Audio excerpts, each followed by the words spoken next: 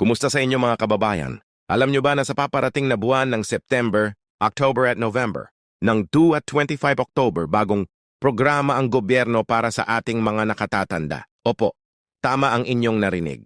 Isang bagong pension program ang ipapatupad na magbibigay ng karagdagang suporta sa ating mga senior citizens sa buong bansa. Noong isang linggo lang habang ako'y nakaupo sa aming munting hard, nakita ko ang aking 78 anyos na kapitbahay na si Mang Pedro. Palagi siyang masayahin pero ng araw na yon, October, ibang mingning ang kanyang mga mata. Alam mo ba, sabi niya, sa wakas makakabili na ako ng mga gamot ko nang hindi nag-aalala kung saan kukunin ang pera. Nagulat ako. Ano bang nangyari? Doon ko nalaman ang tungkol sa bagong pension program na ito.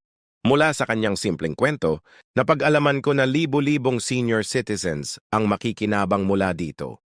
Marahil ikaw o ang iyong mga magulang din. Isipin mo sa bawat buwan October karagdagang halaga na direktang mapupunta sa mga bulsa ng ating mga nakatatanda. Hindi lang ito simpleng tulong.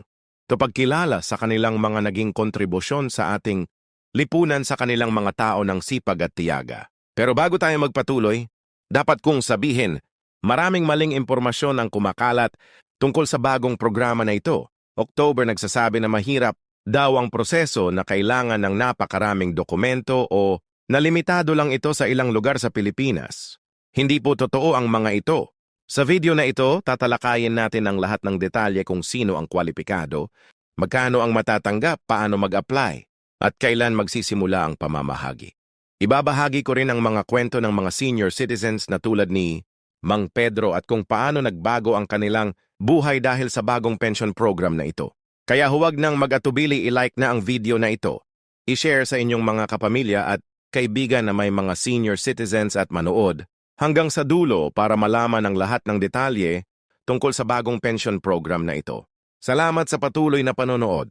Ngayon, simulan na natin ang pagtukla sa lahat ng mahahalagang detalye tungkol sa bagong pension program para sa ating mga nakatatanda.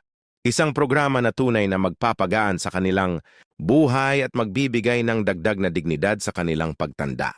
Noong nakaraang taon, naging saksi tayo sa ibang hamon na kinaharap ng ating mga senior citizens mula sa pagtaas ng presyo ng mga pangunahing bilihin hanggang sa mga gastos sa pangangalagang pangkalusugan na parang walang humpay ang pagtaas. Napakahirap para sa kanila lalo na samga, walang ibang pinagkukunan ng kita maliban sa kanilang kasalukuyang pensyon.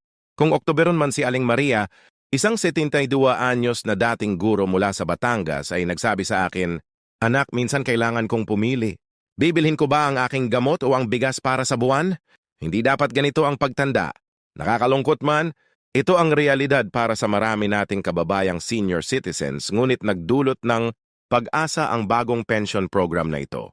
Sa ilalim ng programa, ang mga kwalipikadong senior citizens ay makakatanggap ng karagdagang pensyon na idaragdag sa anumang benepisyo na kanilang natatanggap na. Ang karagdagang halagang ito ay makakatulong sa kanila na matugunan ang kanilang mga pangunahing pangangailangan at maaaring gawing mas komportable ang kanilang pagtanda. Ngayon, alam kong ang unang tanong sa isip niyo ay sino ang kwalipikado para sa bagong pension program na ito. Simple lang ang sagot.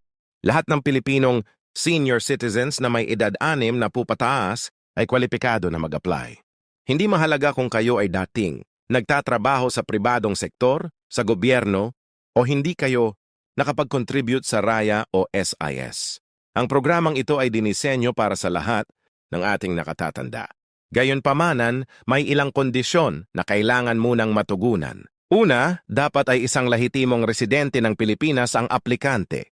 Pangalawa, dapat ay nasa mahirap o mababang kita na antas ng pamumuhay ang aplikante ayon sa mga pamantayan ng Department of Social Welfare and Development, YADE. At pangatlo, hindi dapat tumatanggap ang aplikante ng mas malaking pensyon mula sa iba pang programa ng gobyerno. Tiyak na marami sa inyo ang nagtatanong, magkano ba ang matatanggap sa ilalim ng bagong programang ito? Ayon sa inilabas na impormasyon, ang bawat kwalipikadong senior citizen ay makakatanggap ng 3,000 hanggang 1,000 bawat buwan depende sa kanilang sitwasyon. Mas malaki ang matatanggap ng mga senior citizens na October, mga seryosong kondisyong medical o walang ibang pinanggagalingan ng kita, isipin mo lang at 3 hanggang 1,000 buwan. Para sa maraming nakatatanda, ito ay malaking tulong na. Maaari itong gamitin para sa mga pangunahing pangangailangan tulad ng pagkain, gamot o kahit na para bayaran ng kanilang utility.